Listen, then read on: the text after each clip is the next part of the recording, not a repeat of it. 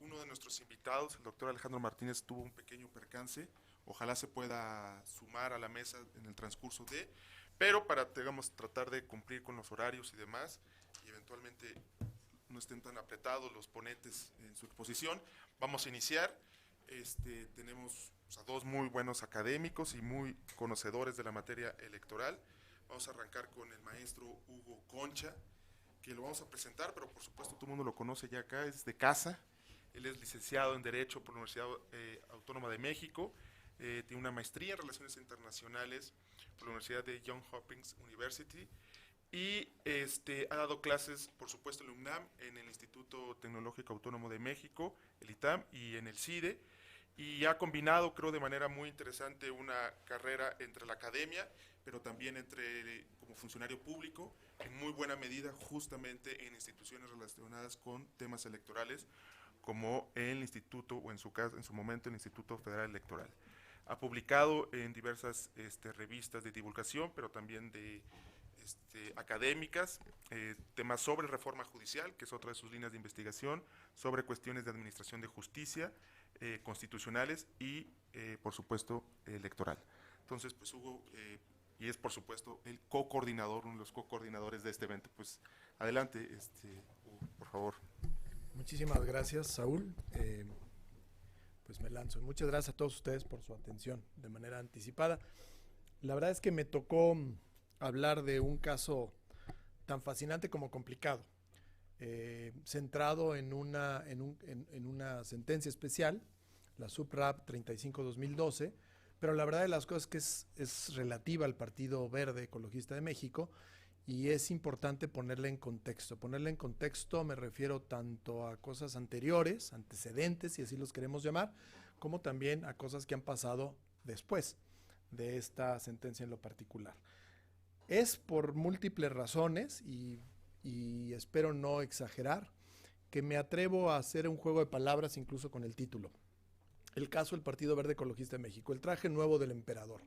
No sé si ustedes recuerdan esta fábula de Hans Christian Andersen, escrita en 1861, que además tiene réplicas en múltiples versiones y variantes de este cuento en el mundo, que entre otras hay una más o menos más reciente que se habla del elefante de la sala, ¿no?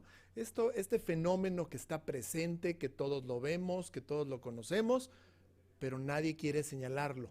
Por distintos motivos existe un conjunto de acuerdos o complicidades, podríamos decir, en donde nadie dice las cosas con el nombre que tienen, ¿no? El traje nuevo del emperador habla de un emperador que era pues muy fanático de la ropa y de la moda, y en una ocasión llegaron dos farsantes al reino que le vendieron que le iban a hacer el mejor traje jamás visto, que además era un traje que solo la gente estúpida no lo vería.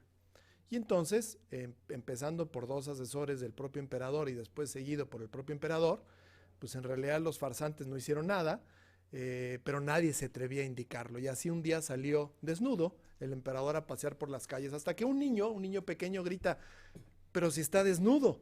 Y es cuando todo el pueblo se da cuenta de la farsa en la que estaba.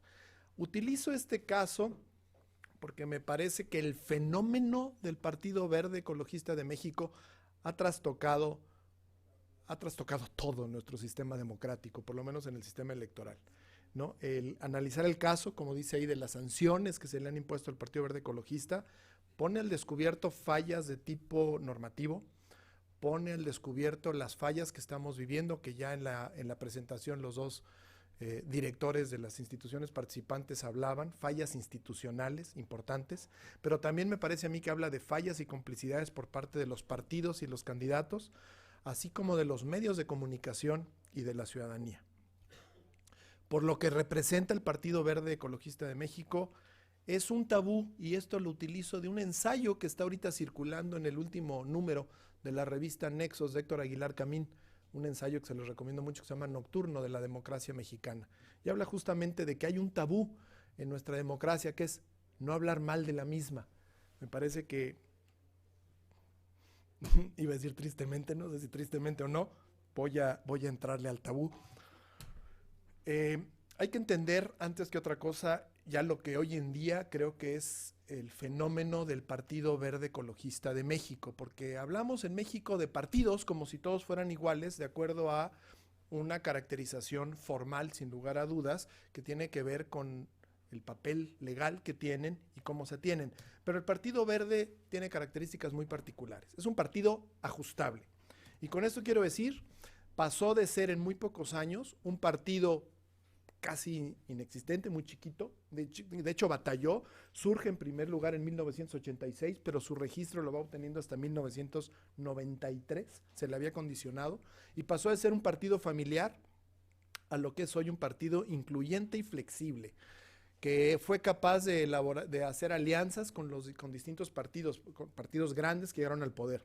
El PAN en el año 2000, cuando llega Vicente Fox, para romper un año después con él, y a partir del 2003 y hasta la fecha hacer alianzas con el Partido Revolucionario Institucional. Es un partido para el poder. ¿Qué quiero decir con esto?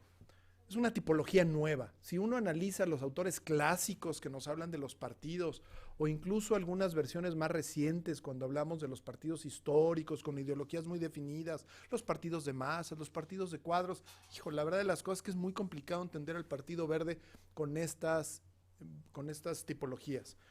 El modelo es más bien un partido a conveniencia del poder. No es un partido con una ideología clara, porque la ideología ecologista en realidad ha sido desdeñada incluso por el Partido Ecologista Europeo, que expulsó de sus filas al Partido Verde en el año 2009 y lo tiene sujeto a una investigación. No tiene vinculaciones históricas fuertes, lastres que lo amarren, como podría pasar a los otros 3 partidos grandes mexicanos. Es un partido aparentemente, por lo menos es lo que nos deja ver, que solo tiene intereses y una enorme capacidad de ajuste y de inclusión. Cualquiera eventualmente puede llegar a formar parte de sus filas. No sé si es una buena noticia para los que están aquí presentes, pero eso sucede. Es un partido también de poder, y con esto quiero decir algo distinto. Tiene una capacidad para negociar todo, por lo que también se trasluce. Es un partido que por sus fuentes, por sus militantes y simpatizantes, tiene recursos ilimitados. Ha sido un partido que ha caído en la transgresión a las normas y a las instituciones, eso sí, con un alto nivel de eficacia en sus resultados. Hoy en día, tan es así, es la 4ª fuerza política ya en el país. Después de los partidos grandes, está colocado este partido de alianzas con una clara vocación de poder y para el poder. Y la verdad de las cosas, creo que también podemos ya calificarlo como un partido antidemocrático. Sé que con esto estoy haciendo un juicio fuerte, pero lo digo porque tiene una democracia interna de tipo elitista. Sus bases son de cierto extracto socioeconómico, además corto. Sus miembros y candidatos están claramente ligados al gobierno o a las televisoras, y no estoy aquí simplemente haciendo un juicio de valor. No lo voy a hacer porque se me va mucho el tiempo, pero los invito a que entren a la página del propio partido, vean los currícula que ahí mismo están de los 7 senadores o de los 40 y tantos diputados, y van a ver los antecedentes. Con algunas excepciones, la verdad es que estos vínculos existen. Y no hay, por lo menos no lo ha demostrado, un interés en una vinculación representativa con la ciudadanía. Los temas del Verde, si bien son temas de enorme ¿cómo puede ser? Atractivo probablemente por ser temas que la ciudadanía conoce y entiende rápido, tampoco son los grandes temas de la agenda nacional. Déjenme ahora hablarles de antecedentes, ¿no? En la conducta y ya en sanciones que ha tenido. Voy a empezar con el 2009, no me voy a ir más para atrás. En marzo de 2009, el IFE sancionó una estrategia de informes de labores con 9.489.641. ¿Qué quiere decir con una estrategia de informes de labores?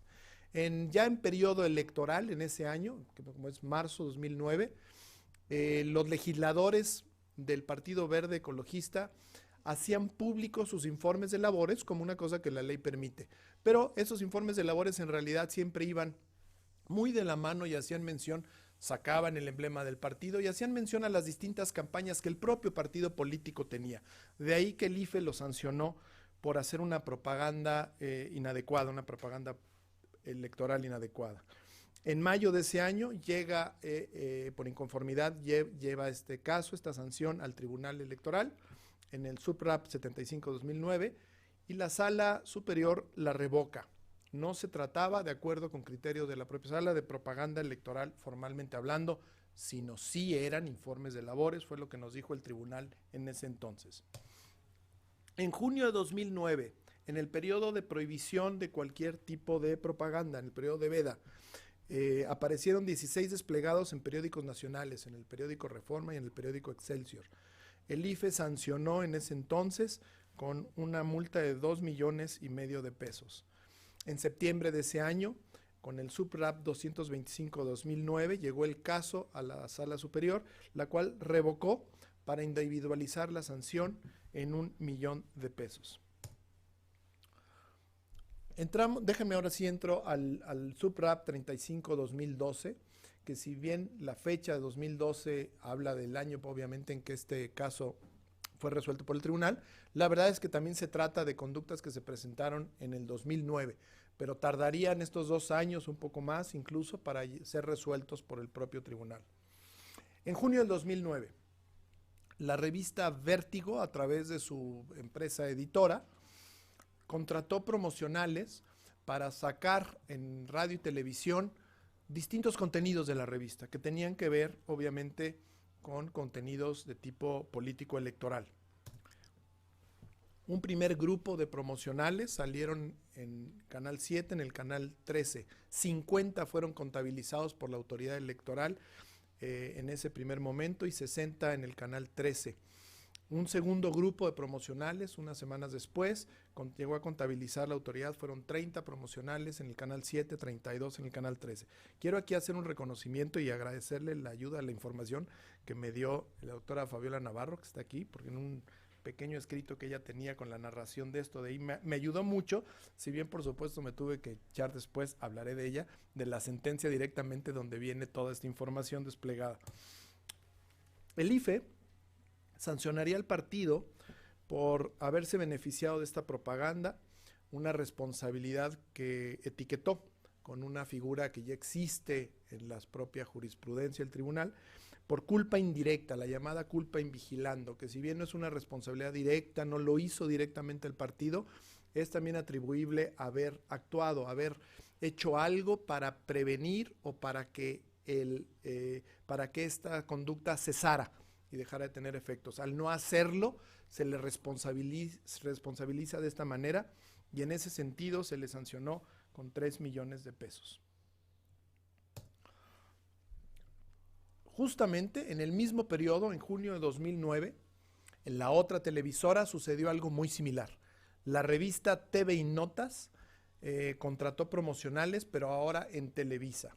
En los canales 2 y 5 sacaban unas entrevistas a 2 actores, en ese entonces no tan conocidos, ya ahora la verdad es que el Verde nos los ha hecho muy conocidos, que eran Raúl Araiza y Maite Perroni, en donde se les entrevistaba supuestamente de su carrera y de las cosas que habían hecho, y salió un total de 397 impactos de esto. Ellos básicamente hablaban de por qué en distintas cuestiones estaban convencidos del trabajo del Partido Verde Ecologista de México. En estas entrevistas se observaban emblemas e inserciones propagandísticas. El IFE en ese entonces sancionaría al partido otra vez de manera muy similar y consistente con lo que les acababa de platicar, por beneficiarse de esta propaganda, pero también de manera indirecta, usando la figura de la culpa invigilando, responsabilidad por culpa indirecta, en esta ocasión por 4 millones de pesos.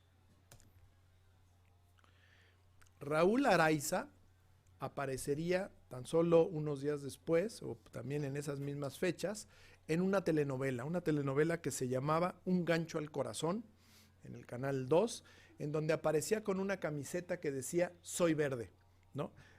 Fueron 23 impactos de su aparición, con un total de 18.73 minutos. El IFE sancionaría esta conducta en particular simplemente con una amonestación pública. Bueno, el caso en particular, el IFE, una vez que hizo esas sanciones que les acabo yo de comentar, también ordenó como la ley le ordena, le manda, una investigación a su unidad de fiscalización para ver si además de esta propaganda indebida, que era una cuestión, una violación directa a la ley que se podía determinar de manera, por decirlo así, rápida, se tenía que hacer una investigación para ver si había otro tipo de conducta indebida o si se había, sobre todo, en la unidad de fiscalización, rebasado el tope de campañas que la ley le permite al partido. Esta investigación concluiría en enero del 2012, de ahí que el SUPRAP tiene ese año.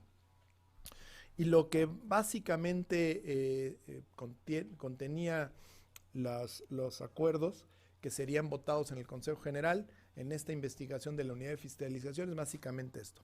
Sí se encontraron aportaciones en especie indebidas que favorecían al partido político en pleno tiempo electoral, así como también el rebase de topes de campaña.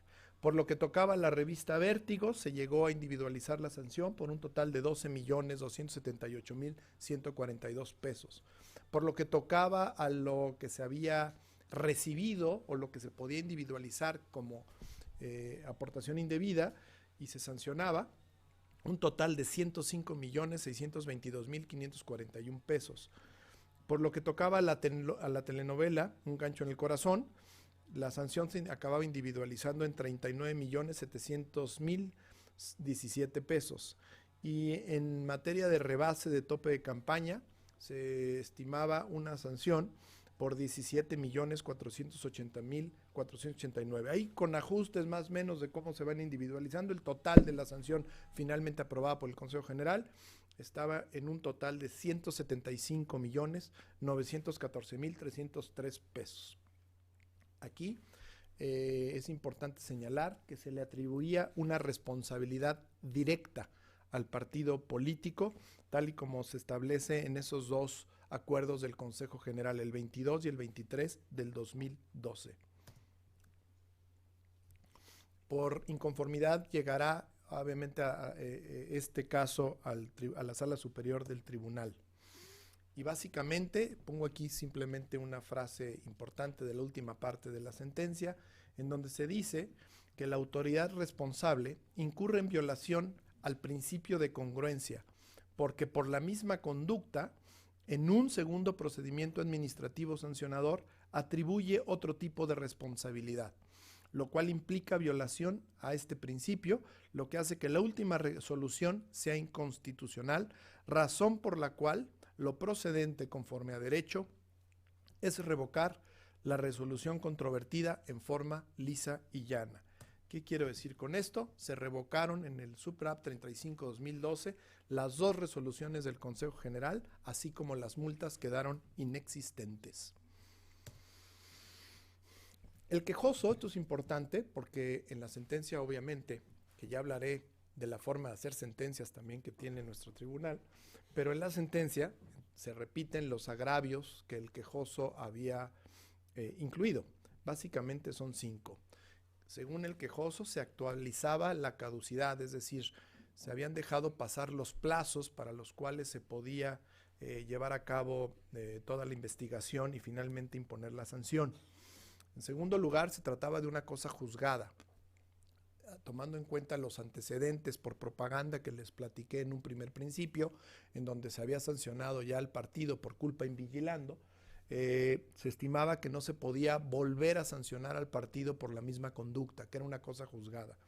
El tercer agravio era que no procedía la culpa invigilando, puesto que el partido no tenía vinculación alguna con las contrataciones que se habían hecho en la televisora. El cuarto es que también había un agravio en la manera en que se había individualizado la sanción, y eso tenía que ver con el modo en donde habían resalido, en qué distritos electorales básicamente había habido la promoción de estos spots, ¿no? Y el último tiene que ver con la ilegalidad en la cuantificación del rebase de tope de campañas. La Sala Superior, en este caso, es interesantísimo ver lo que dice. Más que, si bien hace un recuento de los agravios que el propio quejoso había hecho, en realidad ejerce, y esto lo dice en 2 párrafos, no más, la suplencia de la queja en materia de agravios y encuentra un nuevo agravio, que es justamente el que mencioné ya hace rato en la sentencia, que es el análisis del concepto por la incongruencia de las resoluciones controvertidas. Al tribunal le pareció mucho más importante que entrarle al fondo de cualquiera de estos agravios. A través de la suplencia de la queja, decide que es mejor uno que el propio tribunal encontró. La verdad es que yo no sabía que se podía contratar así a la propia sala para que le hiciera de abogado, y encontró un nuevo agravio que fue justamente la violación al principio de incongruencia. Y advierte desde el análisis en que está admitiendo la suplencia de las quejas que de encontrarse este agravio se revocarían y resultarían infundadas las solicitudes. La exigencia de congruencia, de acuerdo con lo que la propia sentencia da a entender, cita a algunos autores, pero básicamente acaba diciendo esto, que se desprende de lo que establece nuestro artículo 17 constitucional, y básicamente se puede resumir en lo siguiente: la resolución de la autoridad no puede hacer más de lo que se está pidiendo. También significa la congruencia que la resolución no puede hacer menos de lo que se ha pedido. O en tercer lugar, que la resolución no puede, y esto sería en todo caso el centro a lo cual deberíamos de intuir, puesto que nunca lo va a decir con más claridad, pero intuir que no puede hacer algo distinto de lo solicitado. En ese sentido, analizaría la congruencia de las resoluciones del Consejo. Primero, tratándose de los promocionales de la revista Vértigo, considerando y comparando el acuerdo del Consejo General 461-2009 por responsabilidad indirecta con el acuerdo del Consejo General 22 del 2012. En uno tenemos del lado izquierdo lo que ya les había yo mencionado, que se había hecho una responsabilidad de tipo indirecto al partido político y se le había puesto una sanción. Ahora, según la sentencia va estableciendo, hay una falta de cuidado del partido político y se establece una responsabilidad directa, una forma distinta de atribuirle al partido la responsabilidad. Lo mismo hará con los acuerdos del Consejo 321 y 423 del 2009, la que tiene que ver con la sanción que se había establecido por propaganda indebida, con la revista TV y Notas y con las menciones de la telenovela. Se compara una vez más con los resultados de la investigación de la unidad de fiscalización, de falta de cuidado del partido político, y hay responsabilidad directa. En ese sentido, pues sucedió lo que ya les platiqué. Es importante mencionar lo siguiente, porque también me parece que no estamos para aquí desdeñar cualquier detalle de la propia sentencia.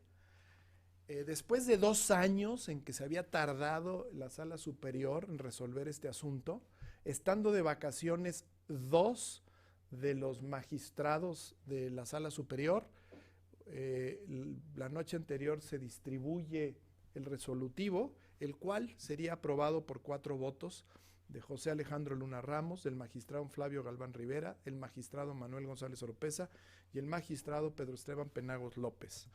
No estaban presentes justamente por estar disfrutando sus vacaciones el hoy presidente de la Sala Superior, el magistrado Constancio Carrasco, así como tampoco el magistrado Salvador Olimpo Nava. Se sabe, no está esto establecido en un documento formal, que eran justamente los magistrados que no acababan de estar de acuerdo con el proyecto. Y es muy importante también mencionar que hubo un voto particular de la magistrada Alanis Figueroa. En su voto particular, ella lo que dice es que el caso de las resoluciones por incongruencia, si bien está de acuerdo de que existió ese agravio, estas resoluciones se deben de revocar, pero se deben de revocar para efectos, esto es, se les deben de revocar y mandar nuevamente al Consejo General para que dicte una nueva resolución y que corrija el tema agrupándolos todos por una responsabilidad de tipo indirecto, y a partir de esa responsabilidad indirecta del partido, sancionar, hacer una nueva individualización. Ana, acá hay lugares, a final de cuentas, lo que dice es breve, voto particular, la magistrada, no se puede dejar, es muy grave dejar de sancionar los hechos que están acreditados que sí se sucedieron. Bueno, nada más antes de sacar como conclusiones del caso, porque además ya me quiero apurar, es importante mencionar, la historia del Partido Verde continúa, hay que tenerlo todo en contexto. En octubre del 2014, nuevamente se volvió a presentar, ya en proceso electoral, la estrategia de los informes de labores de los legisladores. Esta vez la estrategia fue perfeccionada, no hubo un solo día durante 72 días que dejara de haber el informe de algún legislador del Partido Verde, un total de 239,301 impactos. Ya hay que mencionarlo, en febrero de 2014 se había sido aprobada la reforma político-electoral en la Constitución, la cual, entre otras cosas, creó una autoridad intermedia para resolver todo este tipo de procedimientos, que es la sala especializada del propio Tribunal Electoral. En ese sentido, quedando ya una especie de primera instancia, así la queremos llamar, en manos de la autoridad administrativa del INE, esta sala especializada y finalmente para la resolución final por la sala superior. En diciembre de 2014, la sala especializada sancionó con amonestación pública estos 72 días de informes de labores. La sala superior ordenó a la sala especializada reindividualizar y la sanción consistió en la interrupción de sus espacios de spots que tenían derecho el partido por 7 días. Es decir, se sancionó del total de promocionales que ellos tuvieron, se sancionó con un total equivalente al 11.04 de los spots ilegales. No encontré yo ningún argumento de por qué el 11.04 era una sanción adecuada y proporcional. En diciembre de 2014 también empezaron a utilizarse los convenios que el Partido Verde Ecologista contrató con Cinépolis y Cinemex en 2 periodos, el que iba justamente de octubre a diciembre y el que iba de enero a mayo, a través del cual se estableció un montón de cineminutos o de promocionales en las salas de cine, en todas las salas del país, de las 2 empresas de cine. El INE, en diciembre, ya el contrato llevaba algunos meses de vigencia y todos nosotros, si vamos al cine, ya habíamos visto muchos promocionales. Finalmente, en diciembre ordenó una medida cautelar, la cual nunca se cumplió o tardó varios meses en ser cumplida. Y el INE sancionó, perdón, ahí se me fue en minúsculas, con una sanción de 67,112,123 pesos por el incumplimiento de la medida cautelar. La sala especializada cambió la sanción por una amonestación pública. O sea, los 67 millones otra vez se desaparecieron en cambio de una amonestación pública. La sala superior revocó y estableció una sanción de 7 millones de pesos. En mayo 12 del 2015, el INE sancionó al Partido Verde por 322 millones de pesos, así como otra sanción por 88,500,000 pesos. Se considera que esta sanción es la segunda sanción más alta en la historia del sistema electoral contemporáneo después del Pemex Gate. Esto por pagos a través de terceras personas, de mercancía y propaganda indebida, es un montón de cosas. Y la segunda, la del 88 millones por distribución de camisetas fuera de el periodo de los informes. En el tribunal, por lo menos la última nota que yo leí, se establecía en el periódico Reforma el 10 de abril que estos 2 asuntos no han sido resueltos y que estaban en salas, la primera, la de los 322 millones, en las salas del magistrado Penagos, y la segunda en la sala del magistrado Carrasco, si no me equivoco. Perdón, aquí no me hagan mucho caso este último dato y se me fue, pero que estaban pendientes, que no habían sido resueltos. Me decía Arturo hace rato que tiene la sensación de que estos ya fueron devueltos ya al Instituto Nacional Electoral para que sean, para efectos, para que los vuelva a instaurar. El hecho es que no han sido resueltos. En definitiva, siguen en el ping-pong entre las instituciones. Es importante, simplemente para tener el contexto completo, en mayo 19 también de 2015 fue cuando se filtra la conversación privada del consejero presidente del INE, en donde se burlaba de grupos de representación indígena. Y en agosto de 2015 el Consejo General finalmente rechazó 7-4 la pérdida de registro del Partido Verde Ecologista en México, bajo los argumentos que no se puso en riesgo la democracia ni el Estado constitucional, y que el daño que se ocasionaría a la ciudadanía que sí votó por esa opción política era mayor a quitarle el registro. Simplemente estoy diciendo lo que sucedió. A manera de conclusiones. Son 5 conclusiones y con esto ya termino. La primera me parece muy importante. Yo creo que es necesaria se ha desarrollado una interpretación incorrecta de lo que la Constitución señala como la naturaleza o las características del propio Tribunal Electoral. Efectivamente, es la máxima autoridad jurisdiccional, lo que significa ser la última instancia para resolver conflictos de diversa índole en materia electoral, pero no ser el superior jerárquico de la autoridad administrativa. Hoy en día, la Sala Superior, y lo han declarado así los propios magistrados de la misma, se considera que cuenta con ese papel, que es la instancia superior de la autoridad administrativa. Y yo creo que aquí hay un fallo en la interpretación de lo que es entender la distribución de competencias básica del Estado constitucional.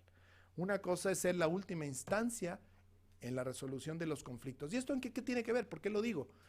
Porque si esto fuera así y se entiende como que son canales y facultades y competencias distintas, la mayor parte, si no es que todas las resoluciones respecto a acuerdos del Consejo General que son revocados, deberían de ser siempre para efectos, puesto que la autoridad que cuenta con los especialistas, con el conocimiento, con los espacios de negociación con los distintos actores, es la autoridad administrativa y no las ponencias del Tribunal Electoral, que la mayor parte de las revocaciones últimas lo que hace no solo es revocar, sino además establecer la última forma en que debe ser entendido y sancionada cada uno de estos casos.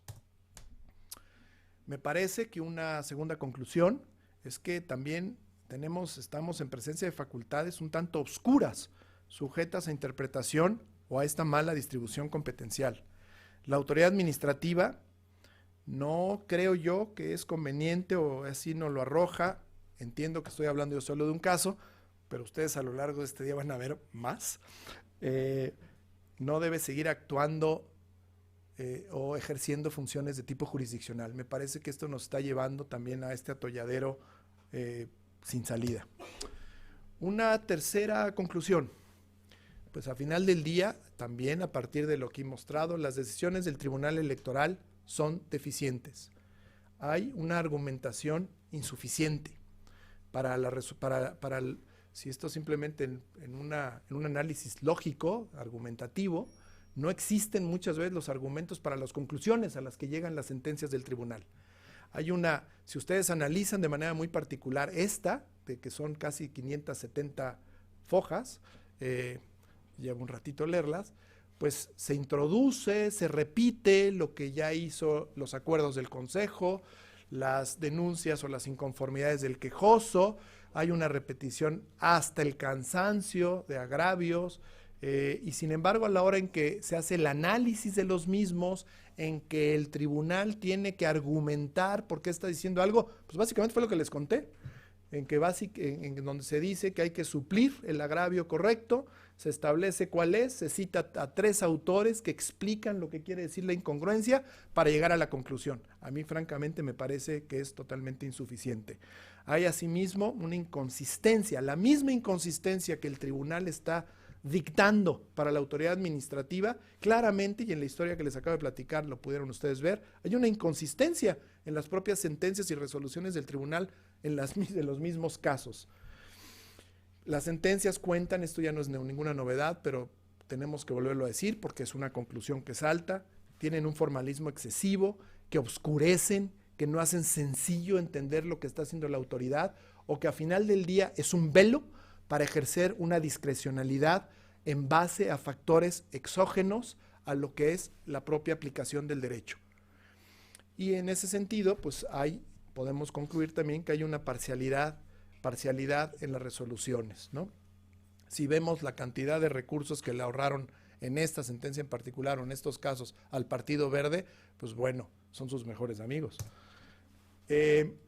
Cuarta, la falta de certeza en la seguridad jurídica que da la aplicación de cómo se están resolviendo este tipo de casos tiene efectos muy negativos.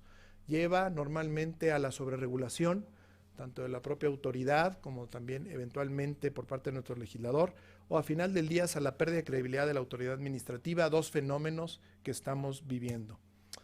Y finalmente, pues esto también no quiero ya ahondar, el tiempo ya también, ya usé mucho tiempo, pero es claro que hay una partidización en simpatías o militancias en los nombramientos de los integrantes de las instituciones electorales, ¿no? Pues muchas gracias. Gracias. Muchas gracias, Hugo. Pues para exponernos, sí es un caso complicado, muy largo y demás, pero creo que muy interesante esta historia del Partido Verde, por lo menos del 2009, que arrancó la historia de Hugo que como una especie de antipartido político, y su perniciosa relación que ha tenido, no solo en este, sino en otros casos con el Tribunal Electoral. Valdría subrayar esto, que más allá del sentido de las decisiones, que es algo que lo hemos comentado con Hugo y con los ponentes, o algunos de los ponentes, más allá del sentido de la decisión que nos puede gustar o no, un elemento común o constante en las sentencias seleccionadas y otras más, es justo la insuficiente o pobre argumentación de los casos, que hace muy complicado que la decisión se sostenga, porque no está apuntalada a partir de criterios serios jurídicamente, sino más bien a partir de vaguedades, de bastante discrecionalidad, que en algunos casos, no digo que en este, pero en otros, rayen la discrecionalidad, e inclusive hay abuso de ciertas categorías constitucionales, como el principio pro hominem, que lo usan de manera un poco, de manera arbitraria, dependiendo del sentido que se quiere de la sentencia. Entonces, bueno, pues cerramos con esto, un primer acercamiento a una sentencia muy relevante, como todos sabemos, por varias razones, por razones obviamente jurídicas, pero también políticas. Y ahora tenemos con otra sentencia también complicada, pero estoy seguro que lo voy a explicar muy bien, nuestro siguiente ponente, que es Arturo Espinosa Silis. Él es licenciado en Derecho por la Universidad Panamericana y maestro en Derecho por la Universidad Nacional Autónoma de México. Es especialista en Justicia Electoral por el Centro de Capacitación Judicial Electoral y en Derecho Electoral por la Universidad Autónoma de México. Estudió Argumentación Jurídica en la Facultad Latinoamericana de Ciencias Sociales, Flaxo, México, y Análisis Político en el Centro de Investigación y Docencia Económica. Actualmente, después de elaborar 9 años en la Sala Superior del Tribunal Electoral del Poder Judicial de la Federación como secretario de Estudio y Cuenta, actualmente es socio director de Estrategia Electoral, que es una plataforma digital especializada en elecciones, que vale mucho consultarlo, la verdad, para lo que nos interesa estos temas y demás, y consultor en materia electoral. Ha participado en libros, el libro en concreto Fortalezas y Debilidades del Sistema Electoral Mexicano, coordinado por Luis Carlos Ugalde, y además varios textos en medios de comunicación, revistas académicas y demás sobre derecho electoral. Pues bienvenido, Arturo. Gracias. Muchas gracias, y gracias por invitarme.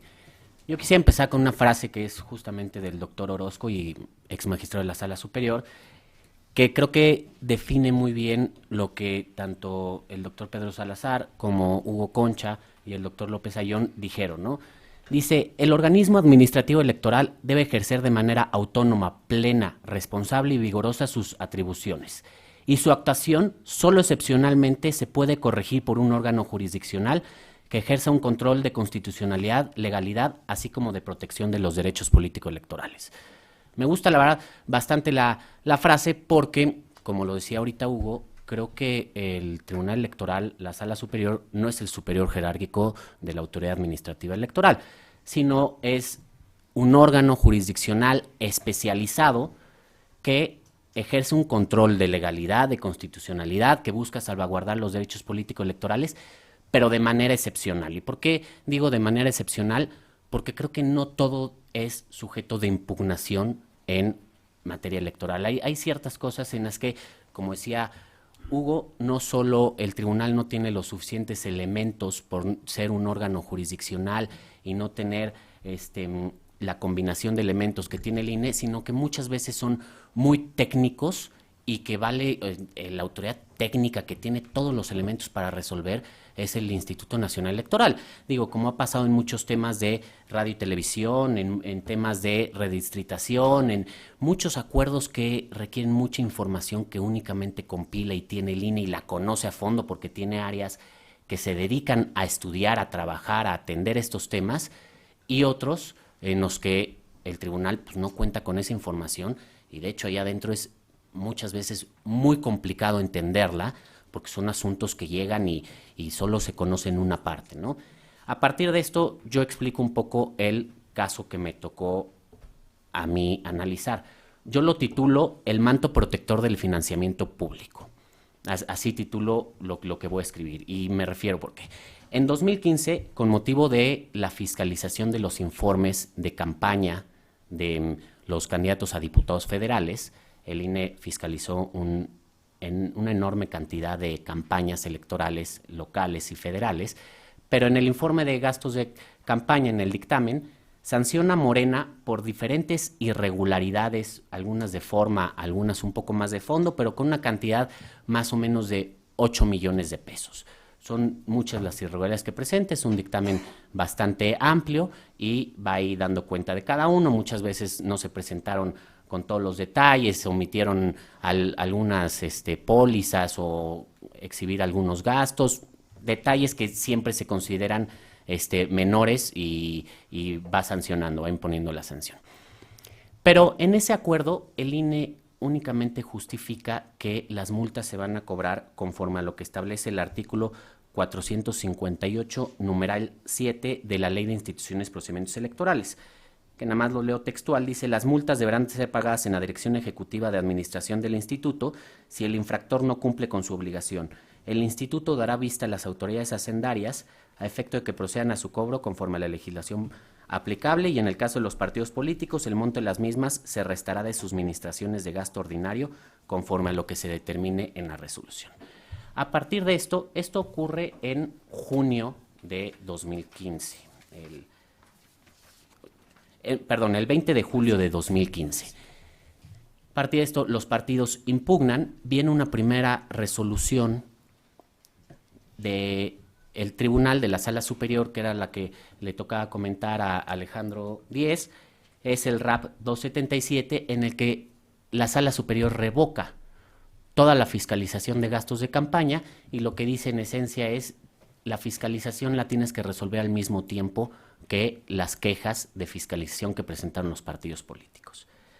Posteriormente, el 12 de agosto emite un segundo dictamen de fiscalización, el cual vuelve a ser impugnado por los partidos políticos, pero el 7 de octubre notifican a Morena, el director ejecutivo de Prerrogativas y Partidos Políticos, notifica a Morena las deducciones que se va a hacer a sus administraciones de financiamiento por el tema de las multas que se impusieron en el primer acuerdo y en el segundo acuerdo. Ahí la verdad es que no es claro, y al menos tendría que ir a consultar los autos del expediente para ver exactamente qué decía el oficio, porque en la resolución no venía. A mí, contrariamente a lo de Hugo, me tocó una resolución sumamente breve, y aquí sí quiero hacer el anuncio, porque creo que el tribunal ha ido trabajando en hacer resoluciones mucho más breves o mucho más digeribles en muchos casos, y a mí el mejor ejemplo de eso, a mí las que más me gustan son las de la Sala Regional Monterrey. Inclusive los magistrados sacaron un manual de elaboración de sentencias, y me parece que es bastante mejorable.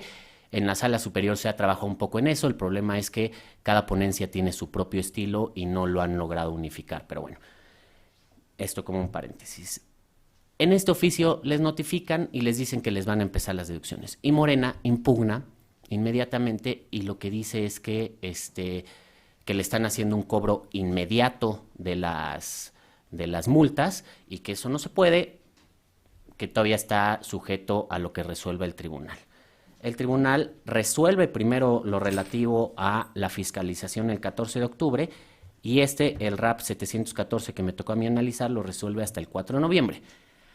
Aquí hay un primer análisis que yo quiero hacer en cuanto a los tiempos. El tribunal lo que dice es que no se pueden cobrar las multas inmediatamente porque hay un reglamento de sanciones en materia de fiscalización y un reglamento de fiscalización que señala que las multas a los partidos únicamente se pueden cobrar hasta que se resuelva si es que impugnaron, o si no impugnaron, hasta que, digamos, sean definitivas y firmes, ya no haya posible impugnar. La resolución es tan sencilla como eso es todo lo que le contesta el tribunal. Tú lo sustentas en el artículo 458, pero realmente hay dos artículos de el reglamento de fiscalización y el reglamento de procedimientos sanciones en materia de fiscalización que te establecen que hasta que no sean definitivas, las sanciones no se pueden cobrar. alegando una inmediatez en la ejecución de estas sanciones. De entrada, la primera parte que pongo en duda es la cuestión de la inmediatez de los tiempos. A lo mejor no es materia de la litis, pero sí es cierto que, a mi parecer, la justicia electoral se ha vuelto lenta. Y esto es una cuestión muy relevante, porque si hay algo que caracteriza a la materia electoral y al litigio electoral respecto de cualquier otro, es que tiene que ser rápido. Los procesos avanzan, todos los días y horas son hábiles, y eso ha ido justificando que la justicia electoral tenga que resolver rápido. Aquí la primera resolución salió el 20 de julio, la primera resolución del INE del dictamen de fiscalización. Sí, hubo un peloteo ahí, lo regresaron, pero hasta el 4 de noviembre logra resolver esta impugnación de Morena. Entonces, aquí hay varios meses que de entrada, pues ya si hubo una sanción, no hay manera de que sea inmediata, ¿no? O sea, de aquí hasta que se resuelva, ya hay varios meses que pasan.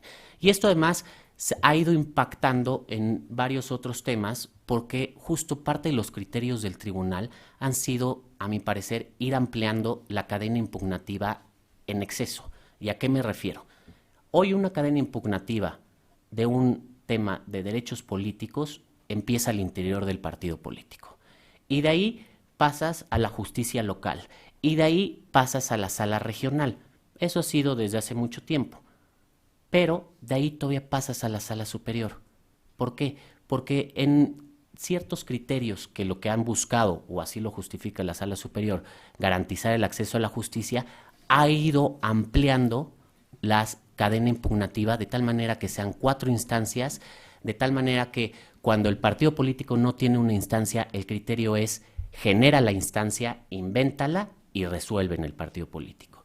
Y de tal manera que la segunda instancia, que antes las salas regionales eran definitivas, porque así lo establece la Constitución y así lo establece la Ley de Medios, y el recurso de reconsideración únicamente procedía en casos muy específicos de constitucionalidad, ahora el recurso de reconsideración tiene más de 20 supuestos jurisprudenciales de procedencia. Inclusive en el asunto del PT, del que van a hablar más tarde, se dio entrada a desechamientos por parte de la sala regional, que sería el primer candado del recurso de reconciliación.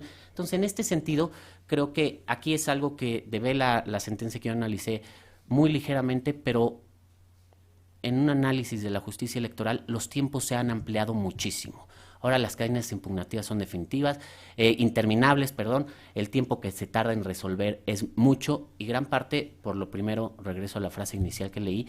¿Por qué? Porque se conoce de todos los asuntos. Ahora la sala superior conoce todos los asuntos sin que haya esta depuración en la propia procedencia de los medios de impugnación, que es lo que busca generar esta depuración. Y que además creo que ahí, de cara a lo que mencionaba al principio el doctor Salazar y el doctor López Ayón, en torno a que esto sirva también como una revisión para la renovación de la sala superior en noviembre, que se renueva los 7 magistrados, ahorita nada más hay 6, pero bueno, se renueva en su totalidad. Creo que también hay que hacer una revisión de la justicia electoral. La ley de medios de impugnación, salvo algunas muy pequeñas reformas que se han hecho, desde 1996 no se hace una reforma integral, y sí han habido al menos 2 reformas muy grandes, yo digo que son 3, contando la reforma en la que se incluyó expresamente en la Constitución las candidaturas independientes. Entonces, esto amerita que también haya una revisión al sistema de justicia electoral integral, aprovechando este tema de la sala superior. A partir de ahí, mi segunda reflexión es en torno al acto impugnado. A mí me parece que aquí le enmiendan la plana a Morena muy importantemente. ¿Por qué?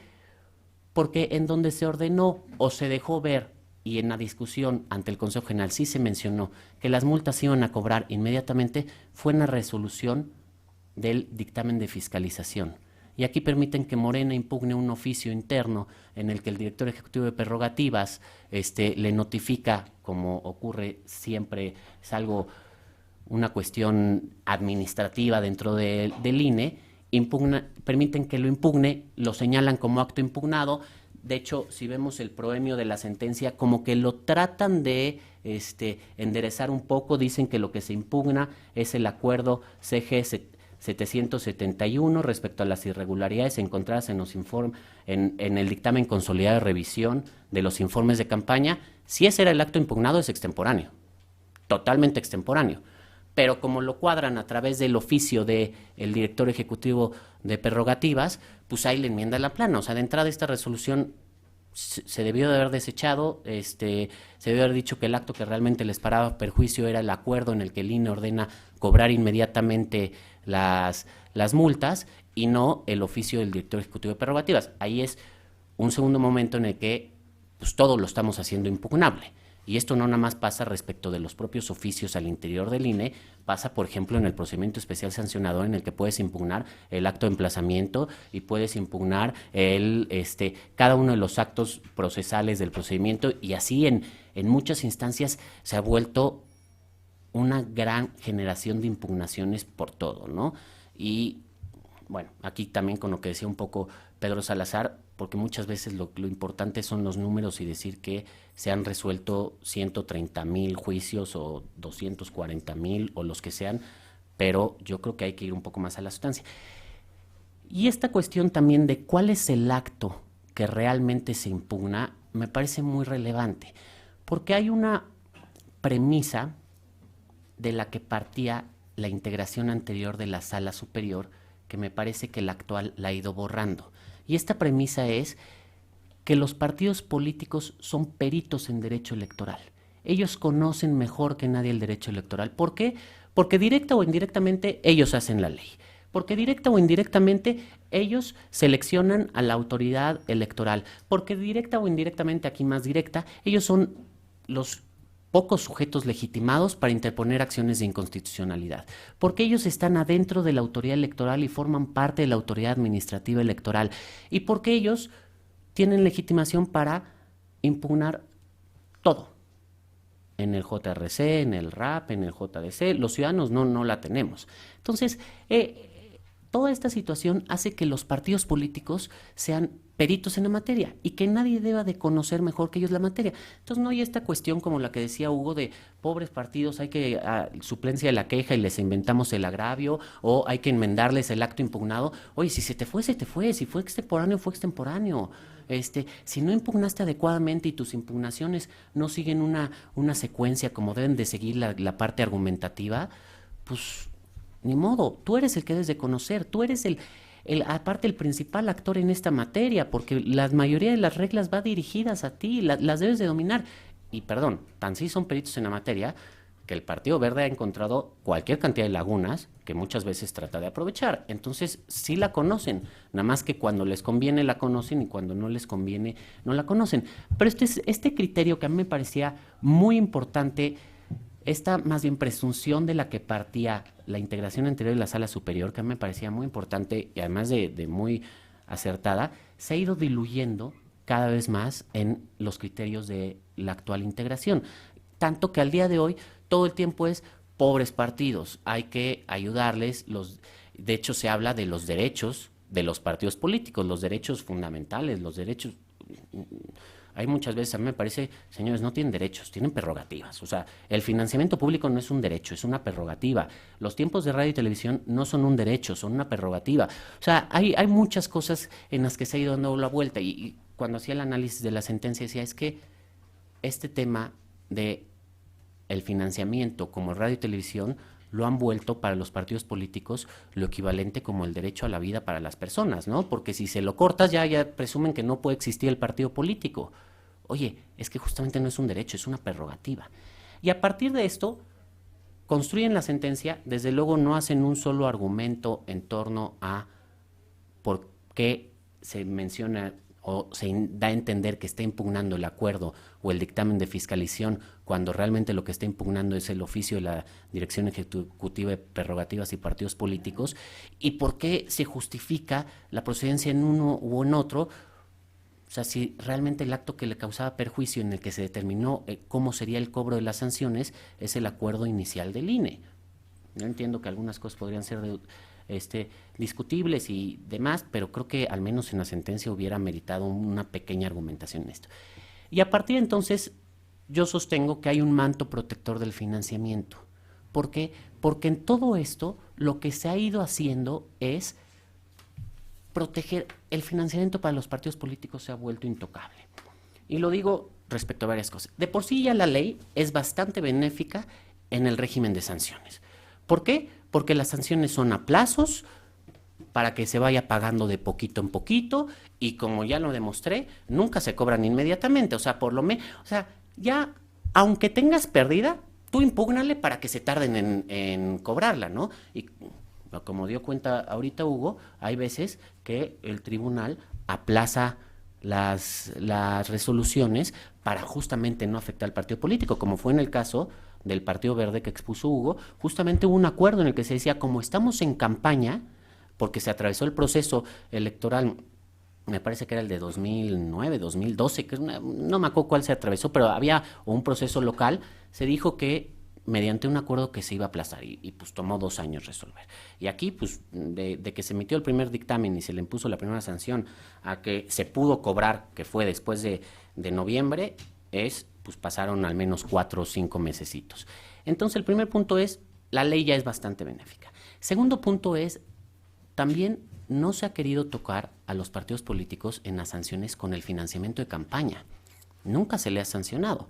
Y aquí recuerdo al menos en el caso del Partido Verde, al menos en 2 ocasiones el INE determinó que la sanción iba a ser suspensión de tiempos en radio y televisión.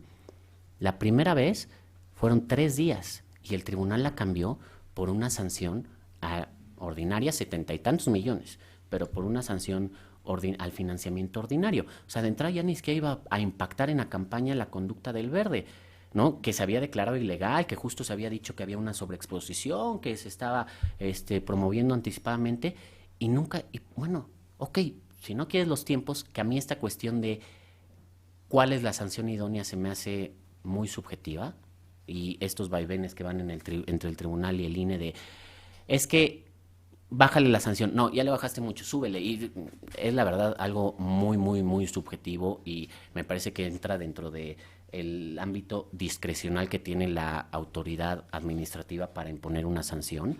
O sea, más allá, yo creo que lo que tienen que revisar el INE es la sanción se impuso correctamente o no, hay los elementos suficientes para sancionar, o sea, la conducta meritaba una sanción o no, pero nos metemos a ver si es mucho o es poquito la sanción. Pero bueno, en ese caso del Partido Verde, me parece que era Rep 120, ahorita me estoy acordando, creo que sí era Rep 120, tampoco se quiso tocar al financiamiento de campaña, y en la sesión pública se discutió si se debía de sancionar al financiamiento de campaña. Ya no me acuerdo si uno de los magistrados inclusive hizo un voto razonado, concurrente, en el sentido de que pues, se debía de impactar en el financiamiento de campaña, al menos para que te duela en la campaña, ¿no? Pero entonces la sanción así se va haciendo. Y luego hay otro caso que también me recordó y me ayuda a construir esta tesis del manto protector del financiamiento, en el que al PRD un juez le ordenó embargarle el financiamiento, pero que el INE lo hiciera directamente, ¿no? Y se fueron a impugnarlo, y el resultado es el RAP 87-2012, que el financiamiento es inembargable, ¿no? Entonces es intocable el derecho a la vida, ¿no? O sea, no pueden tocar el financiamiento. Tu partido político puedes contratar donde quieras, en el momento que quieras, pero si no pagas, el juez no puede ordenarle. Y esa sentencia que la leí, en 2, 3 parrafitos dicen que es inembargable el financiamiento, que es que no se le puede tocar ni con el pétalo de una rosa, y todo el resto de la sentencia se dedican a justificar por qué, a pesar de ser una sentencia de un juez de distrito, no se va a cumplir la sentencia, ¿no? A pesar de que las sentencias de los jueces ahí es como un poco, a mí se me hace darte un balazo en el pie. Entonces, pues si tú haces una buena argumentación o argumentas mucho, ya tampoco vamos a cumplir las sentencias del tribunal, porque era un juez de distrito el que estaba ordenando. Entonces, ahí también se construye este criterio de que el financiamiento va siendo intocable. Y luego, en este caso, al final concluyo, que creo que ya lo fui mencionando, pues sí, no solo el tribunal no hace más que decir que hay un texto reglamentario que el propio INE estableció, lo cual pues sí es cierto, el propio INE estableció en sus reglamentos que las multas se van a cobrar hasta después. Me parece que ahí al INE le faltó un poco justificar más en la resolución de dictamen de fiscalización por qué quería cobrar las multas inmediatamente. Creo que ahí se podría hacer una argumentación a partir del principio de que no los actos en materia electoral no son suspendibles y demás, que lo dijeron un poco en acción del Consejo General, pero yo esperaba encontrarlo en el dictamen y no encontré una argumentación similar en el dictamen, pero esto llevó como mucha discusión en esa sesión, porque aparte ya había habido un precedente similar que se cita aquí en la resolución, es el RAP 151, RAP 151, en el que también se trató este tema, en qué momento se deben de cobrar las multas. Pero bueno, al final de todo eso, la respuesta es, después de muchos meses de haberle enmendado la impugnación, enderezado la impugnación a Morena respecto al acto impugnado, no te pueden cobrar las multas inmediatamente. Tienen que esperarse a que sean definitivas, a que se haya resuelto si es que se impugnó, y si no se impugnó, al menos esperarte el plazo de 4 días que da para impugnar. Entonces, creo que todo esto lo que hace es ir protegiendo a los partidos políticos, tratarlos como si fueran sujetos totalmente desprotegidos en el ámbito de los derechos, sujetos totalmente indefensos, y que además el tribunal les va construyendo la impugnación a partir de cuestiones que me parece que van más allá, o a partir de actos que van, como que se acomoda el balón, pero al momento de acomodarse el balón, así se dice un poco cuando estás construyendo la sentencia y más, es pues acomódate el balón un poco para que salga, pero hay veces que, o sea, pues te lo acomodas ahí en el manchón penal para pegarle a gusto, no lo adelantas 5 pasos, ¿no? Y a veces aquí lo que pasa un poco es eso, ¿no? Le ayudan demasiado los partidos políticos. Yo ese es un poco el análisis que hago a partir de esta sentencia y a partir de otros criterios del tribunal que me parece que se relacionan o que se dejan ver en esta sentencia, levantando un poco como lo que hay detrás de la sentencia, ¿no? Muchas gracias.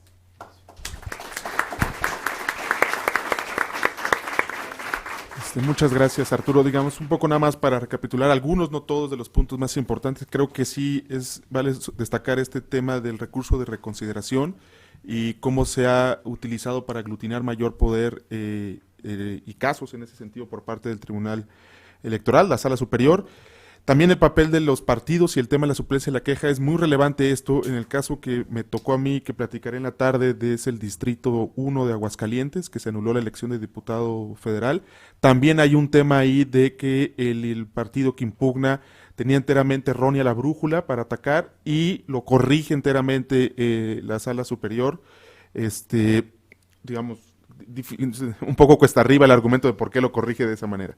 Y bueno, finalmente, por supuesto, esta tesis interesante del manto protector, de que las decisiones, siempre hay una constante, a juicio de Arturo, de proteger el financiamiento público a toda costa, prácticamente, ¿no? Pues bueno, vamos a abrir una sesión de preguntas y respuestas, sea para los ponentes, por supuesto. Entonces, por favor. Gracias. Esta es para maestro, por favor, adelante.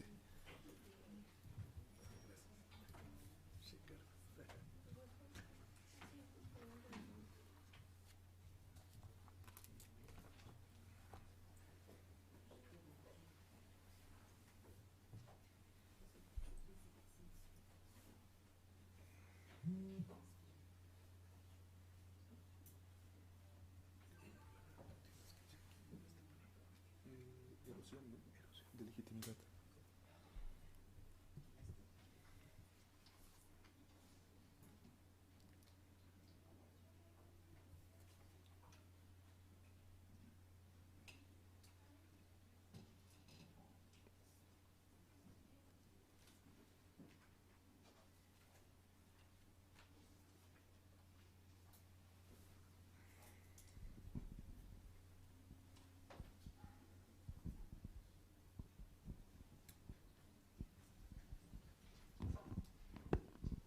La única pregunta.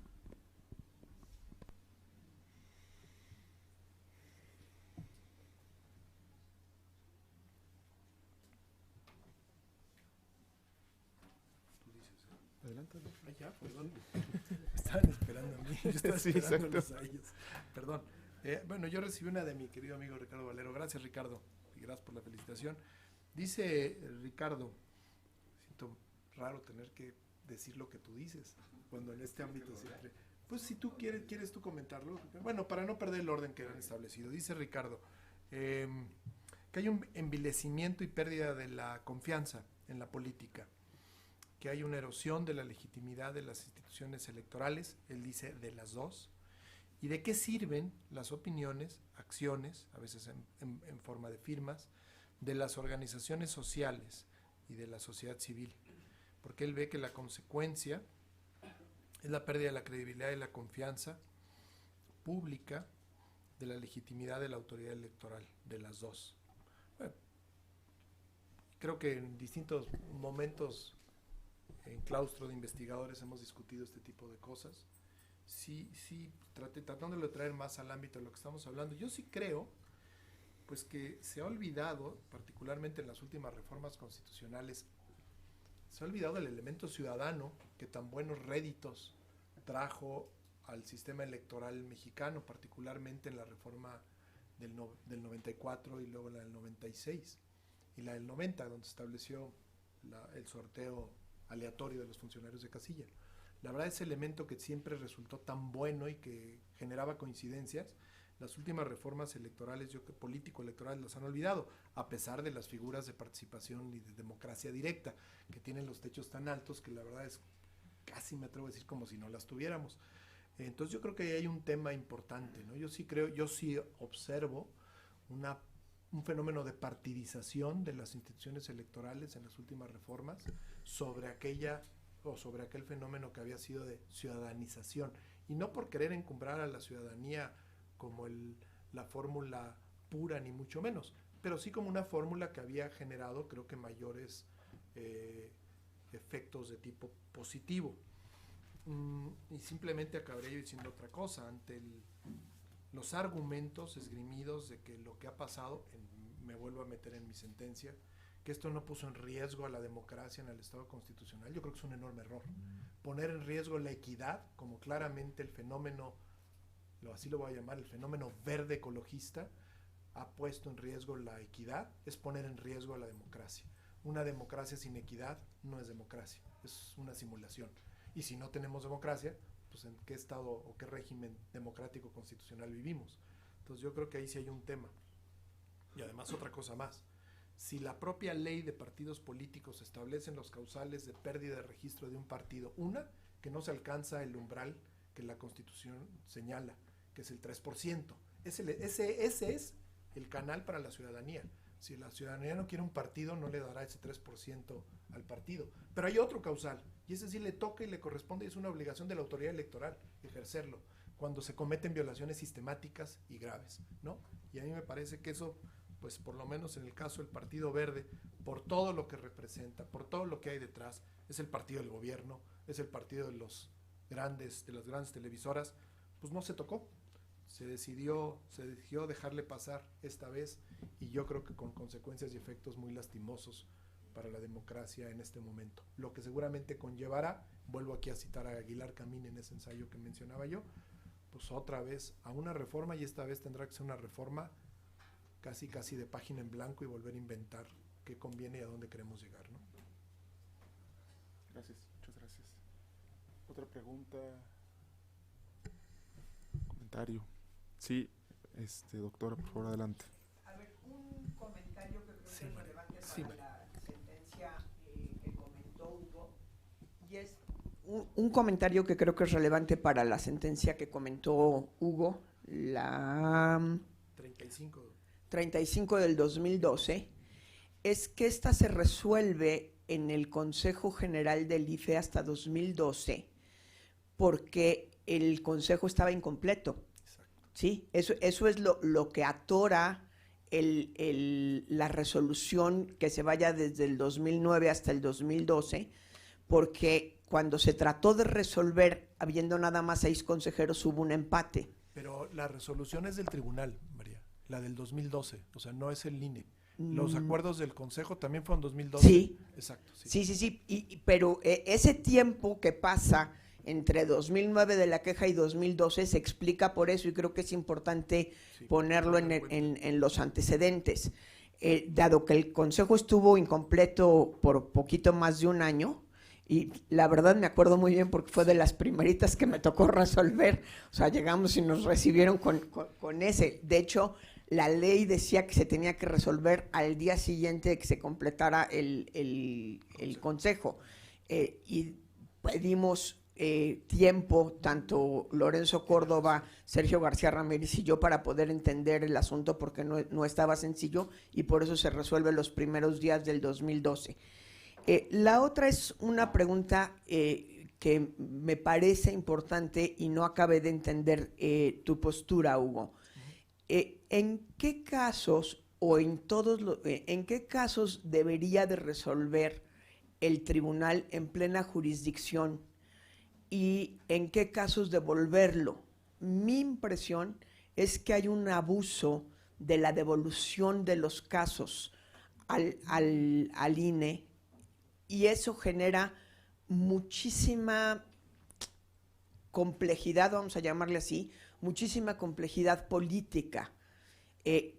Tengo la impresión de que la composición anterior de la Sala Superior tendía a resolver siempre en plena jurisdicción, lo cual tiene la ventaja de que los magistrados no tienen sentados en la mesa a los partidos.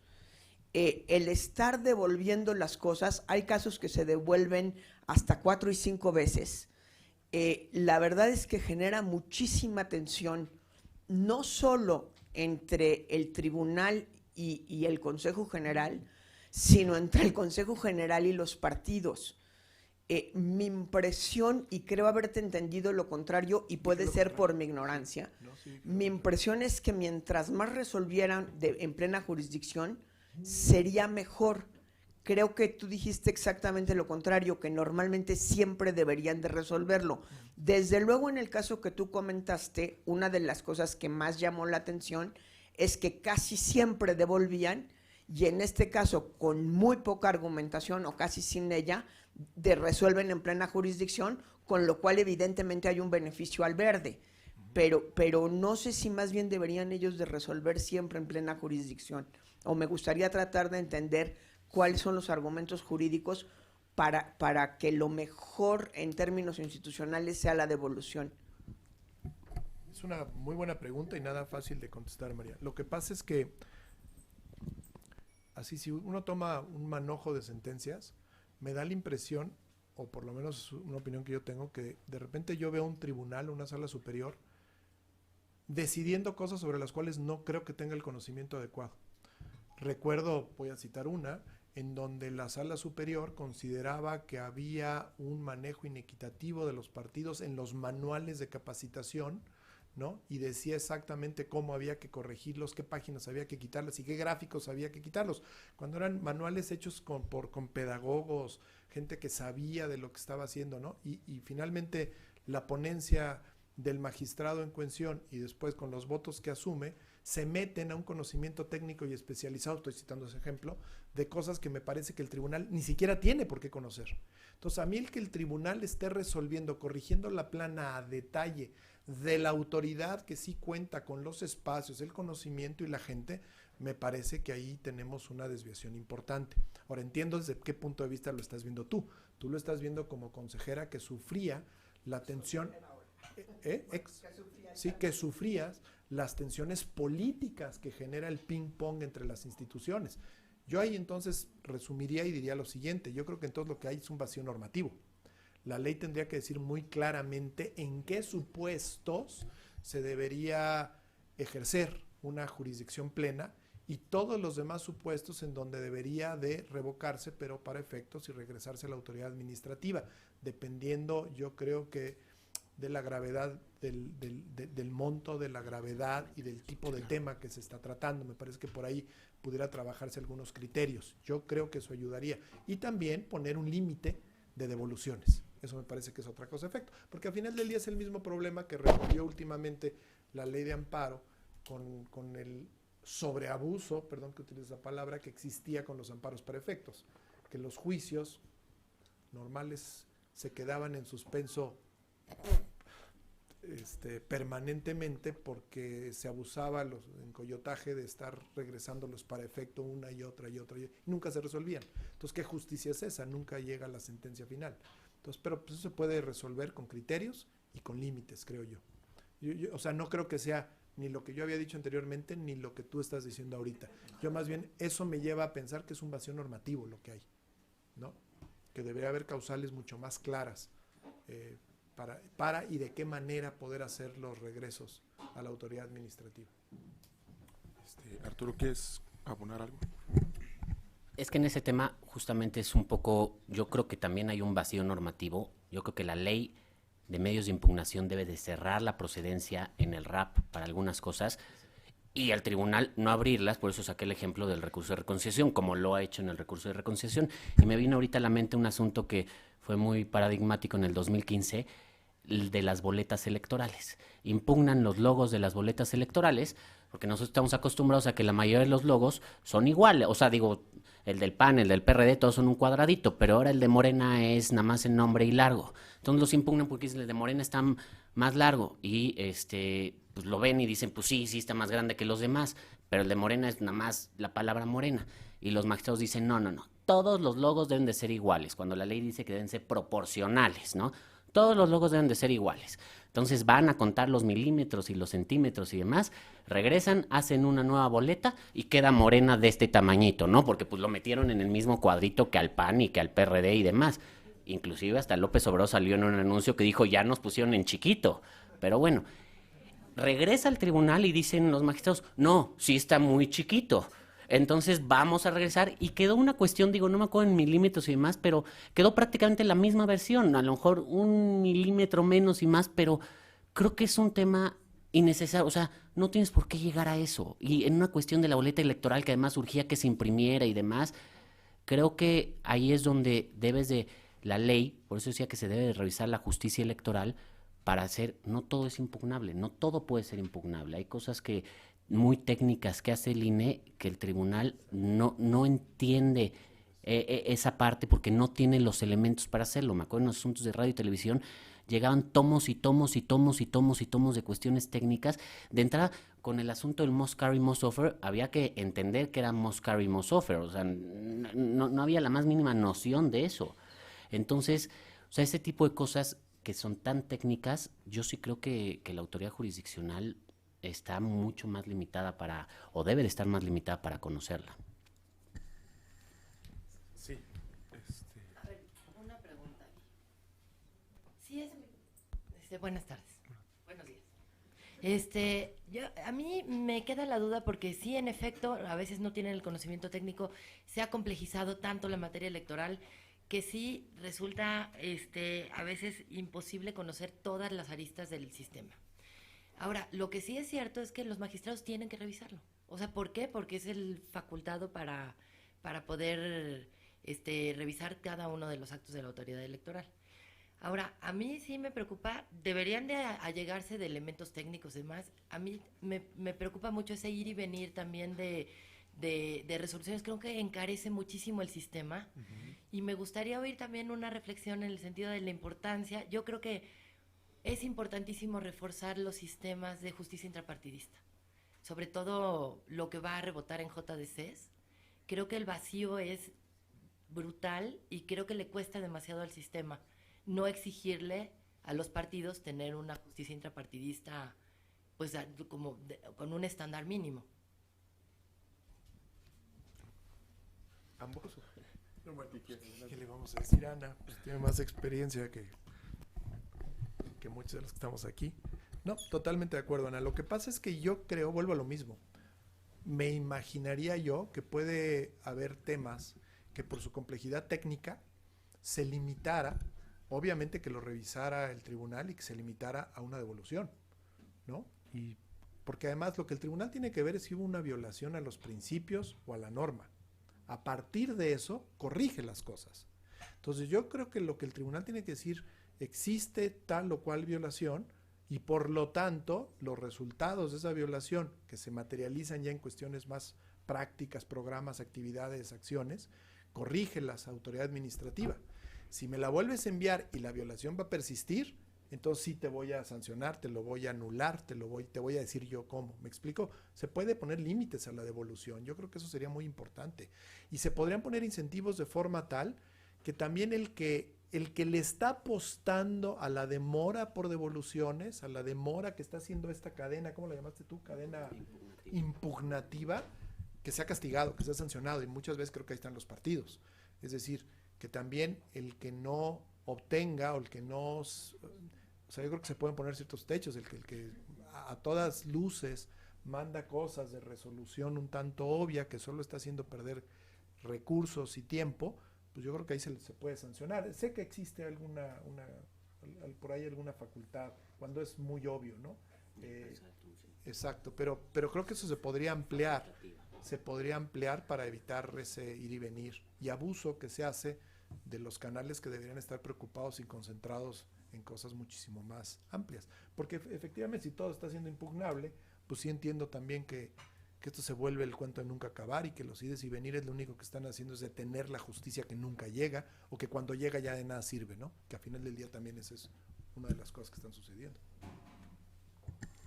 Bueno, yo ahí...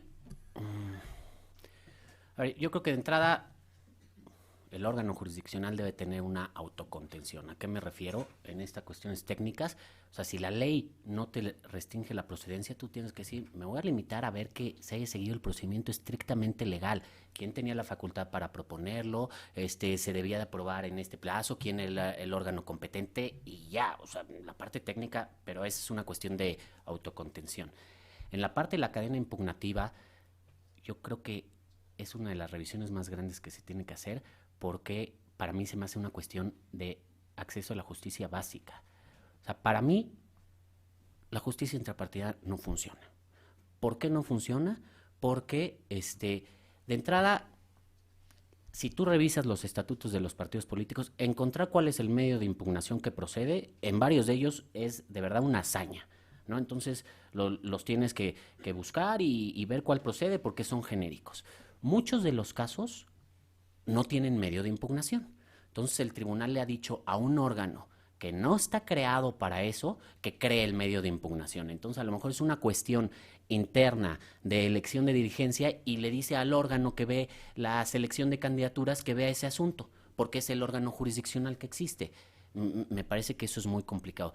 Dos, si vemos nada más, el otro me estaba echando un clavado en los asuntos que están en las salas regionales, la cantidad de asuntos, de omisiones de los partidos políticos de resolver en la instancia jurisdiccional, estando a menos de un mes del proceso electoral, de la jornada electoral, es enorme, que es lo que lo usan como un medio político para no hacer justicia. Entonces guardan los asuntos ahí, no los resuelven, entonces... Y muchas de las veces los órganos de los partidos políticos están integrados por gente de los mismos partidos políticos que pues ahorita en época de campaña están haciendo campaña en los estados, ¿no? O sea, lo último que les interesa es estar resolviendo los asuntos que les corresponde, y no son muchas veces órganos especializados o con personal especializado para ellos, porque pues finalmente son instituciones políticas y que lo que buscan es ahorita atraer votos. Ese es el principal negocio del partido político ahorita, y digo justificadamente, ese es su negocio, no estar impartiendo justicia ni demás. Entonces lo que hacen es retrasar.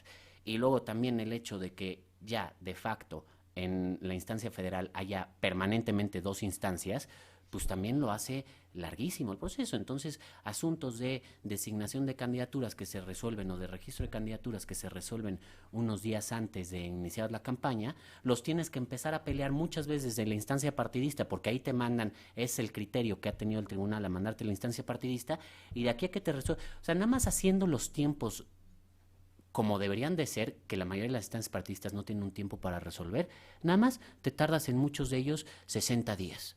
Ya se te acaban las campañas. Y el criterio es perverso. Cuando llegas a la última instancia te van a decir, hijo, ahorita no voy a sustituir un candidato porque la jornada electoral es pasado mañana, pero ya agotaste toda tu cadena. Y el punto del per saltum, sí existe el per saltum, pero es facultativo del órgano jurisdiccional.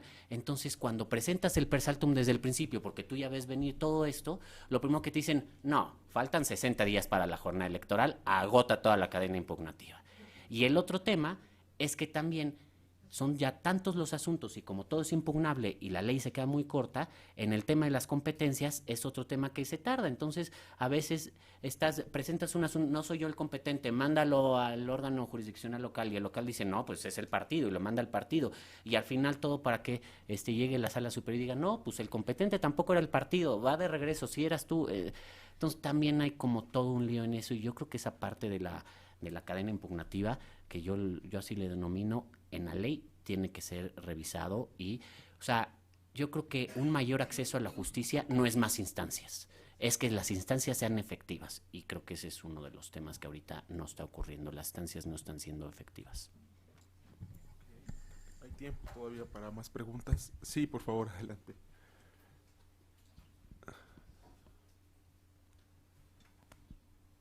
Muchas gracias. Muy buenos días a todos. Nada más comentaron también el problema de las instancias intrapartidistas, andando un poco en esa cuestión. Pasa un poco lo que está pasando afuera con el tema de la credibilidad de las instituciones del órgano administrativo jurisdiccional, porque también se integran de acuerdo a los intereses particulares de la dirigencia que está en turno. Entonces el órgano intrapartidista pues no tiene la autonomía suficiente para resolver, ¿no? Entonces eso es un problema aun y cuando la ley establece que que ya haya una sola instancia. La otra cuestión es que aún con esa obligación de que haya una sola instancia, generalmente una de las partes no queda conforme y de todas maneras terminan en el tribunal, aun y cuando se obliga a que haya una sola instancia intrapartidista.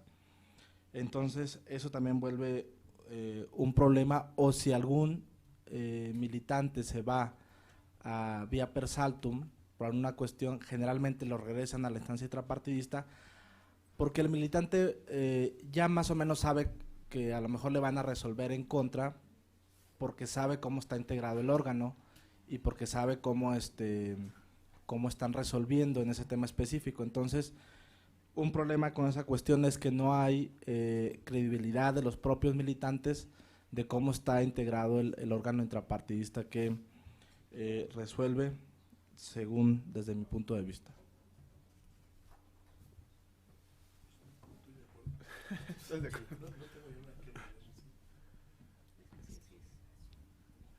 ¿Alguien más? ¿Están de acuerdo los ponentes con este comentario? ¿Alguien más? Pues bueno, pues creo que con eso cerramos una pregunta. Bueno, la última ya. A ver. Si alzas la mano para que te ubique.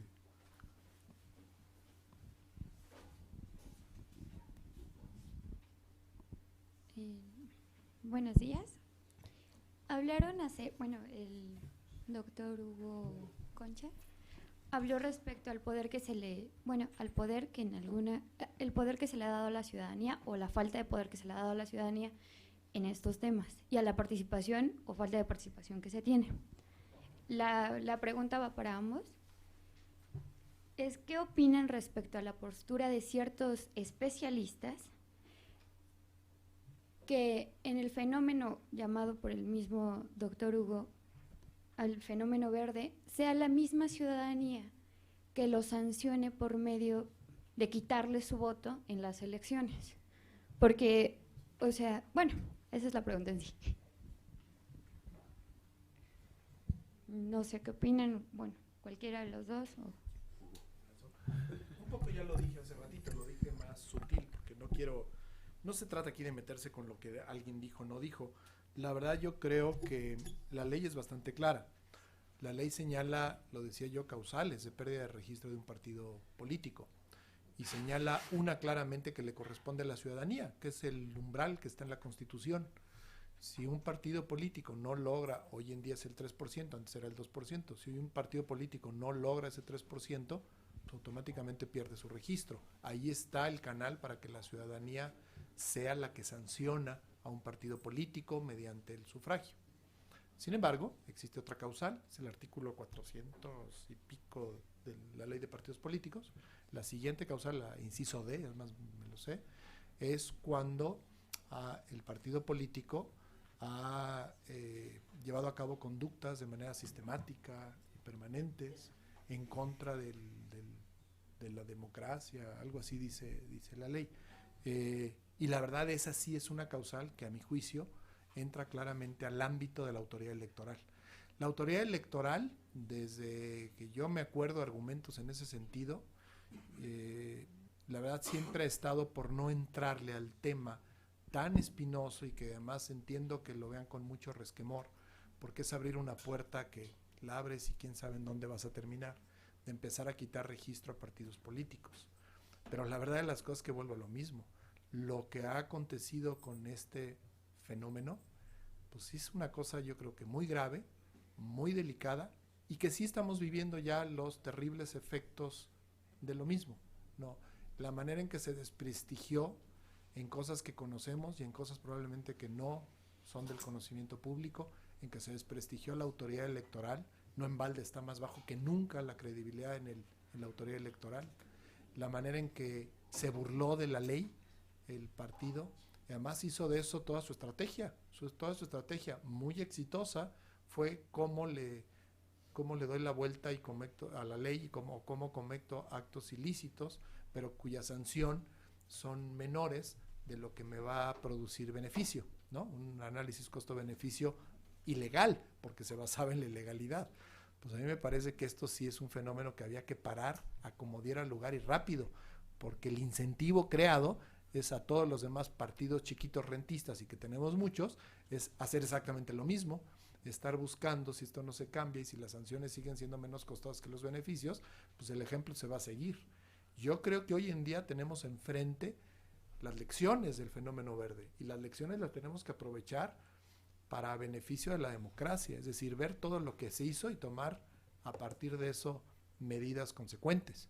Yo creo, desde mi muy particular punto de vista, claro, es muy fácil decirlo desde acá y no sentado en el edificio de Tlalpan, en el cual ya también he estado, pero sí me parece desde acá pues que había que haber sido muy duros, muy rígidos en la sanción a este partido, porque si no el incentivo está puesto en la mesa, lo generó el partido y yo creo que está puesto para que otros lo imiten. Mientras la ley siga siendo la misma, ¿por qué no lo van a hacer otros partidos políticos? Les resultó, hoy es la cuarta fuerza electoral del país. A mí me parece absurdo, ridículo y vergonzante.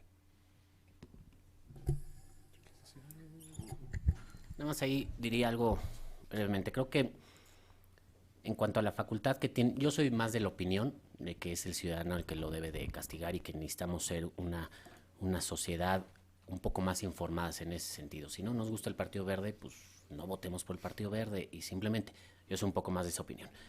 En el otro sentido sí creo que a la autoridad electoral le falta despegarse un poco de esta postura que lo ven siempre cercana a los partidos políticos o emitiendo resoluciones favorables a los partidos políticos o en ese sentido, y que ejerza sus facultades, o sea, que analice el tema, que lo vea. A ver, el INE ya se pronunció respecto al Partido Verde. Falta el tribunal, el asunto está ahí en el tribunal pendiente de resolverse.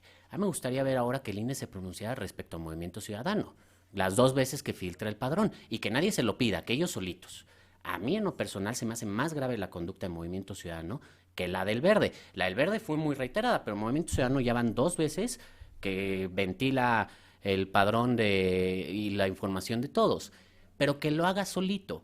Desde el otro punto de vista siempre va a haber una actitud criticable o no. A ver, yo asimilo esto, toda proporción guardada, en Perú lo que ocurrió antes de las elecciones. Un mes antes de las elecciones, la autoridad electoral bajó al número 2 en las encuestas, ¿no? Aquí en México, que la autoridad electoral baje un mes antes de las elecciones al número 2 en las encuestas, imagínense en 2006 o 2012 lo que hubiera pasado en el país.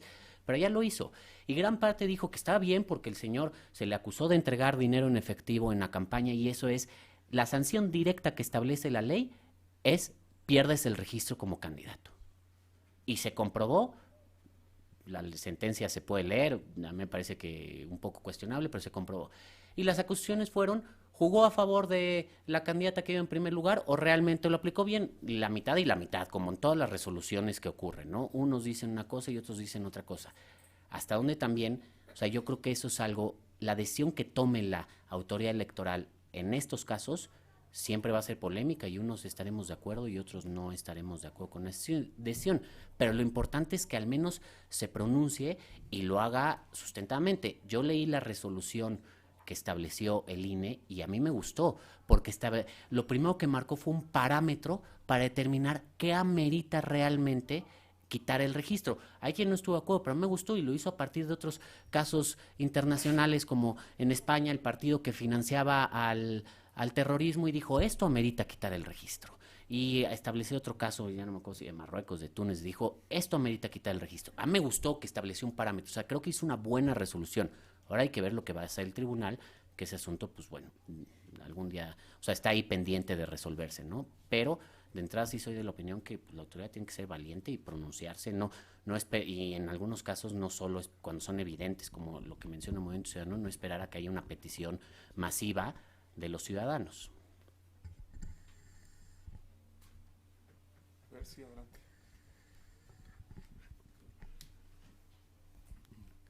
Gracias. Para abonar un poquito más en lo que el doctor Hugo Concha nos decía sobre lo que está haciendo el Partido Verde en el tema de, y todavía hay más, estoy viendo aquí que está invitando al público en general, el Partido Verde, a un curso de capacitación política en este mes de mayo. Y el tema es muy sugerente: comunicación estratégica, campañas electorales y gobierno. O sea, ahora nos va a decir a los ciudadanos, porque es público en general, cómo llevar a cabo su campaña o cómo lleva a cabo su campaña para que a lo mejor en el 2018 no nos impactemos tanto como lo hemos hecho en el año pasado. No sé si voy a ir, nada más por curiosidad, para entender más al Verde. Cuidado, te pueden ofrecer una candidatura, ¿eh?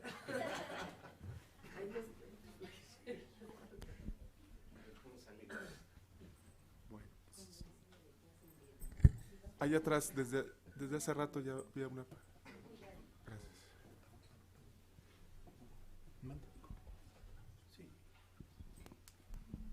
Sí, gracias. Yo nada más quisiera dar mi punto de vista, en realidad, respecto a lo que es cuándo se debería de ejercer la plenitud de jurisdicción por parte de un tribunal.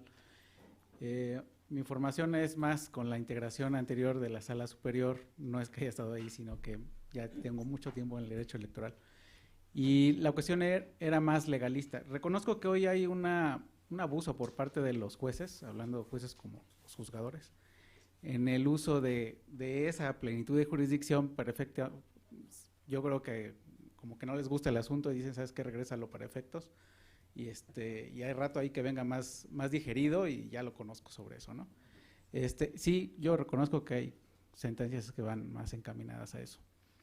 Pero tratando de abonar algo más positivo a esto, es el hecho de que en lo particular, cuando hago proyectos de sentencia, determino que cuando hablamos de los calendarios, por ejemplo, aquellos de los 60 días que hablaban todavía faltan 60 días, yo en lo personal hago mi calendario y señalo que aun cuando faltaran los 60 días no le alcanzaría el tiempo para llevar a cabo una campaña electoral y por lo tanto podría haber una afectación a sus derechos políticos electorales y por lo tanto yo entro en plenitud de jurisdicción.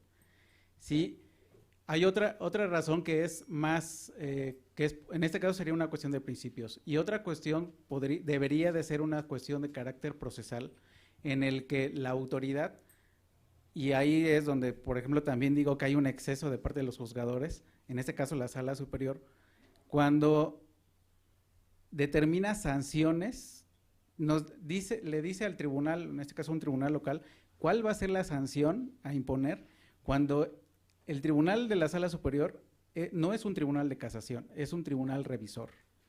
Es como, veámoslo así, es un juicio de amparo. Simplemente dice hay una violación a ciertos derechos y lo remito en este caso al juez primario y él va a determinar sobre lo que yo ya dije que hay una violación, va a determinar la nueva sanción. Y eso es también donde se ha olvidado la Sala Superior, de que los tribunales locales son autónomos y que si reconoce y determina que hay una violación de garantías, lo debe de remitir para tales efectos. Y ahí es donde también existe esa parte del abuso. Entonces, bajo esa orden de ideas, si yo lo voy a remitir, en este caso al INE, en este caso a un OPLE, lo voy a remitir, es porque es su facultad determinarla y no hay una afectación ni al partido político, en este caso por cuestiones de financiamiento a lo mejor, o un ciudadano porque es candidato. Si yo no veo esa afectación, tengo tiempo para volverlo a remitir y que ellos, con su facultad que está determinada en la ley, lo determinen para que yo no tenga que hacerlo. No es esa plenitud de jurisdicción, hay una imposibilidad procesal material para el tribunal determinar de buenas a primeras que por plenitud de jurisdicción yo lo voy a señalar. No debe ser así, no es así. Entonces yo sí creo que sí hay parámetros específicos, legales, no nada más de principios, porque luego también nos excedemos con los principios, sí. Les damos ponderación más a unos que a otros, malamente, pero sí hay de carácter procesal, en donde el tribunal sí debería de estar impedido, o está impedido procesalmente, para decir voy a entrar en plenitud de jurisdicción cuando hay afectaciones mayores. Si hay una afectación mayor, sí debe de entrar, porque debe de garantizar, ¿no? Ese es su trabajo. Y por cuanto, simplemente por cuanto el hecho de que el tribunal luego conoce de cuestiones de carácter muy técnicos, yo creo que también ahí hay una desorientación por parte de las salas, es de que sí puede ser muy técnico, pero lo que no se debe olvidar es que en los tribunales se ven cuestiones de carácter legal, no técnicos.